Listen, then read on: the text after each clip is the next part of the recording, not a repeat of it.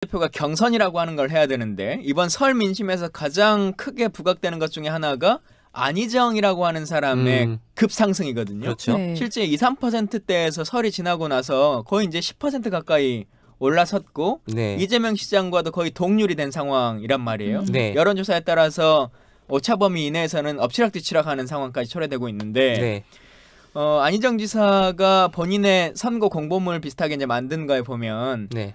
충청도가 키운 반기문 그리고 충청도를 키울 안희정 이렇게 썼단 말이에요. 다시 네. 말하면 충청권에서의 맹주를 누가 차지할 네. 것이냐라고 하는 싸움을 막 해왔었는데 그 자리가 지금 이제 없어진 거잖아요. 네. 가장 수혜를 보는 당내에서 더불어민주당 안에서 가장 수혜를 보는 사람은 안희정이 될 텐데 네. 이건 변수가 없을까요? 충청권에서 반기문을 지지하던 표가 안희정으로 쏠릴 거다. 이것도 그럴까요? 저는 이 반기문 지지자들하고 안희정 기본적으로 지지층이 전체 지지층이 다를 수밖에 없다. 그렇죠. 근데 저는 일정 부분 안희정 지사 쪽으로 갈 거라고 생각하는 이유가 제가 고향이 대전이거든요. 근데 제가 들었던 당시의 민심이라고 할까요? 설 민심은 정말 반기문과 오히려 안희정의 싸움이었다고 생각을 저는 문재인은 들거든요. 안중에 뒀다. 예, 충청에서는 그러니까 문재인이 대세론이니까 뭐 밀어줘야지 이런 말은 있기는 하지만 반기문이 사퇴를 하게 되면 안희정이 어쨌든 저는 득을 볼 수 있다는 생각이 들기도 해요. 네, 뭐 그게 충청권에서는. 전체가 다 오지는 않겠지만 네, 충청표에서는 확실히 이점이 있지 않을까. 사실은 지금 이슈 중에 하나가 더불어민주당의 경선에서 결선 투표의 문제거든요. 네. 그러니까 문재인이 1등으로 경선을 통과할 거는 거의 기정사실화 됐는데 2등이 이재명이냐 안희정이냐라고 하는 이 싸움에서 누가 될 것이냐라고 하는 게 초미의 관심이고 그렇죠. 그게 네. 변수의 아주 큰 폭이 된단 말이에요. 그러니까 반기문의 표를 흡수한 뭐 안희정이나 이재명 등 군소주자의 표 때문에 문재인의 과반 득표가 저지될 것이다.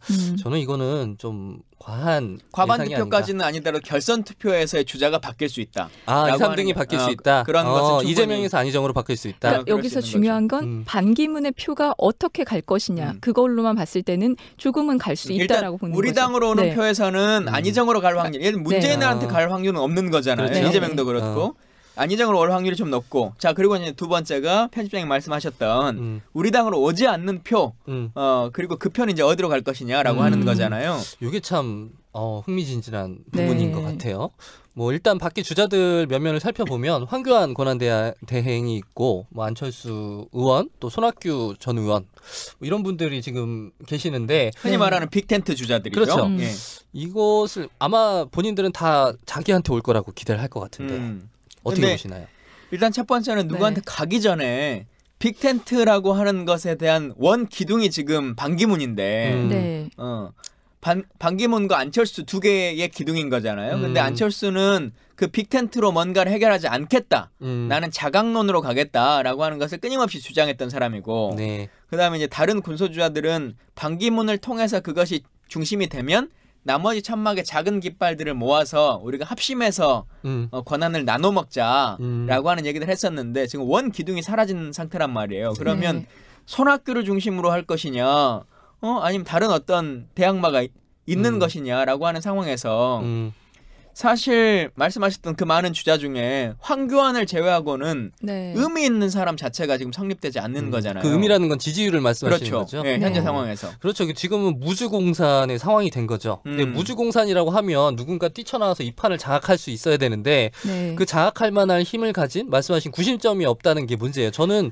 빅텐트 뭐 OX로 보자면 빅텐트는 칠 수 없다 쪽에 가까운 입장이고 그래서 결국에 저는 지리멸렬한 상태로 대선을 맞이하지 않을까 이렇게 전망합니다. 저는 그 점에서 국민의당의 선택을 잘 봐야 된다고 생각이 들어요. 박지원이 어쨌든 그 구심점이 있기 때문에 여기서 어떤 묘수를 내놓을지는 잘 모르겠고 거기서 김종인과 합심이 돼서 안철수를 밀거나 이렇게 됐을 때 국민의당이 어떤 선택을 하느냐도 지켜볼 관전 포인트라고 생각이 들거든요. 그럴 경우에도 빅텐트는 아니죠. 그러니까 빅텐트는 아니죠. 네, 안철수 그냥 국민의당으로 그렇죠. 몰릴 수 있다. 그 현재 지지율로 볼 때 뭐 안철수 플러스 손학규 플러스 뭐 유승민 바른정당까지 해도 이거는 이제 그건 이제 스몰 정당이죠. 안철수 대표가 말하고 있는 내가 1대1로 붙으면 문재인과 해볼 수 있다라고 하는 걸 말하는 거죠. 그래서 유승민이든 바른정당에 있는 의원들 이런 사람들을 다 모아서 정리시키고 자기가 문재인과 1대1로 붙으면 이길 수 있는 이유가 100가지도 넘는다 이제 이 얘기를 하는 거잖아요.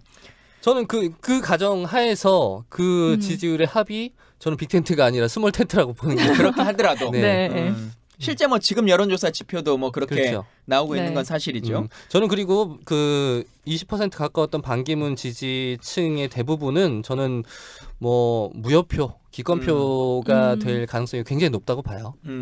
왜냐하면 이분들은 반기문 지지층의 상당수는 정치 혐오 계층이었거든요. 무당층 정치 혐오 계층이었는데 이분들이 지금 구심점이 날아간 상태에서 차선을 뭐 선택하려고 할까요? 저는 뭐 상당 부분이 그냥 뭐 좀 기권할 거라고 봅니다. 그렇죠. 여기는 뭐 특별히 보수라고 하는 가치를 가지고 한 것도 아니고, 그렇죠. 뭐 박근혜 대통령이나 이런 것을 마음에 두고 있는 사람들도 아니기 때문에 조금 더 여론의 향배들을 지켜봐야 될 것 같고, 자 우리 마지막으로 이제 황교안에 대한 얘기를 조금 더 나눠봐야 될 것 같은데 오늘 검색어를 보니까 결국 이제 사퇴를 하니까 반기문이 1위.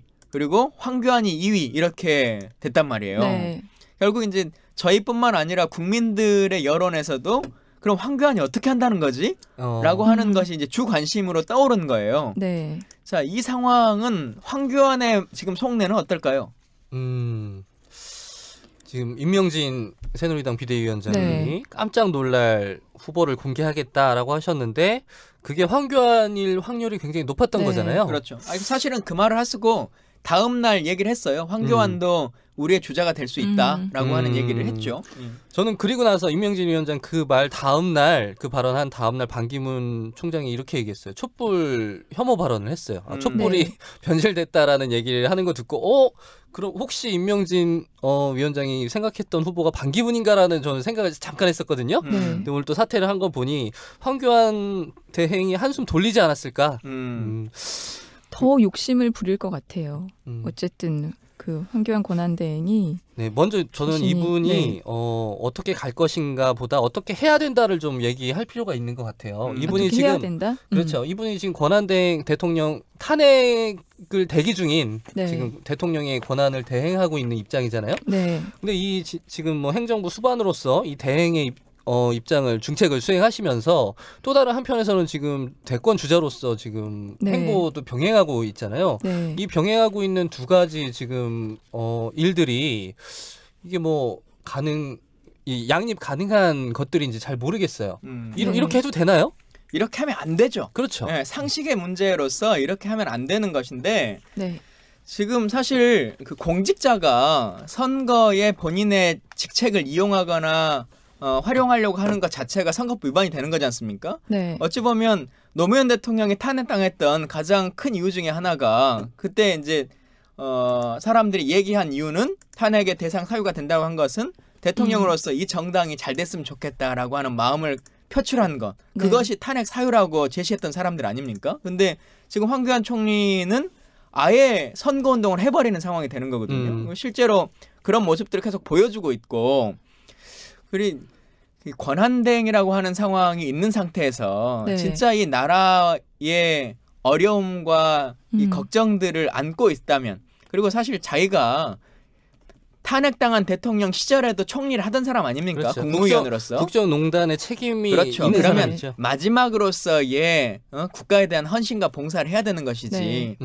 황교안 권한대행이 만약에 물러나면 차기는 경제부총리한테 넘겨줄 텐데 그러면 대통령 권한대행 겸 대대행이죠. 그리고 총리 권한대행 겸 그다음에 경제부총리 겸 기획재정부 장관이에요. 그러니까 아마 대한민국에서 가장 긴 이름을 갖는 사람에게 넘겨서 하게 되는 일이 초래될 텐데 과연 그게 온당한 일이냐라고 하는 것에 대해서 진지하게 진짜 공직자로서 한번 반성하시면 좋겠다. 그리고 지금의 하고 있는 정도의 행보도 정말 나쁜 일이에요.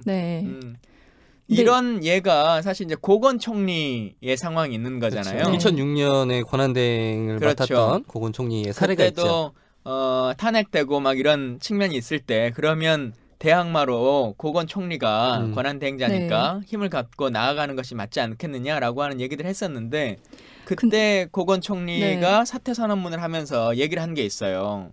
조금 길긴 한데 그냥 제가 읽어보겠습니다. 국민 여러분께 송구스러운 말씀 드립니다. 저는 본래 정치권 밖에 있던 사람입니다. 탄핵 정국의 국가 위기관리를 끝으로 평생 공복의 생활을 마감하려 했었습니다. 그러나 예기치 않게 과분한 국민 지지를 받게 되어 그 기대에 부응하는 역할을 모색하여 지금에 이르렀습니다. 저는 1년 가까이 나름대로 상생의 정치를 찾아 진력해 왔습니다. 그러나 대결적 정치 구조 앞에서 저의 역량이 너무나 부족함을 통감합니다. 저의 활동의 성과가 당초의 기대에 크게 못 미친다는 여론의 평가를 겸허하게 받아들입니다. 그동안 저는 너무 늦지 않은 시기에 저의 거취를 결정하겠다고 누차 말씀드린 바 있습니다. 대선의 해를 여는 새해 첫 달, 지금이 그 적절한 시점이라고 생각합니다. 깊은 고뇌 끝에 저는 제17대 대통령 선거에 출마하지 않기로 결정하였습니다. 또한 오늘부터 정치 활동을 접기로 하였습니다. 그동안 제게 베풀어 주신 국민 여러분의 사랑과 성원에 깊이 감사드립니다. 여러분의 기대에 미치지 못하여 송구스럽기 그지없습니다.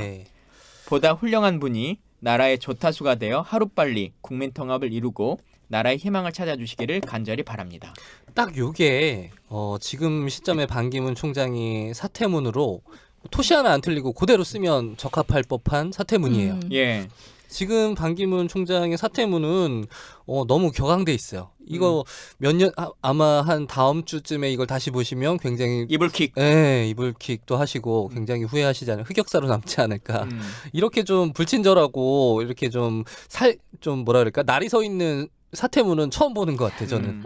사실 근데 이게 반기문 총장에게 필요한 것이기도 하지만 황교안 총리가 곱씹어서 그렇죠. 고민해봐야 될 선언문이에요. 그렇죠. 네, 근데 황교안 총리가 딱 지금 이 시점에서 그 토시 하나 안 틀리고 그대로 갖다 쓸 수 있는 사퇴문인 것 같아. 그렇죠. 이분도 그러니까 12월 선거를 기점으로 했을 때도 자기가 생각해봤을 때 1월 정도에는 사퇴 선언을 해주는 것이 그래서 나머지 공직에 제대로 봉착하는 것이 훨씬 더 중요한 일이겠다라고 얘기를 하고 있는 것인데 지금 황교안 총리는 뭐 두세 달도 채 남지 않은 대선의 국면에서도 이게 원래 공직선거법상 90일 전에 사퇴를 해야 되는 거잖아요. 그렇죠. 이미 늦었어요. 네, 물론 보궐선거기 때문에 조금 더 지연시킬 수는 있습니다만 법의 원 취지라고 하는 것을 생각해 보면 공직자가 공직을 가지고 있는 그 권한을 남용해서 선거에 악용하면 안 된다라고 하는 것들이 기본적인 모토인 것인데 이미 남용하고 있죠. 남용하고 있는 것이죠. 예.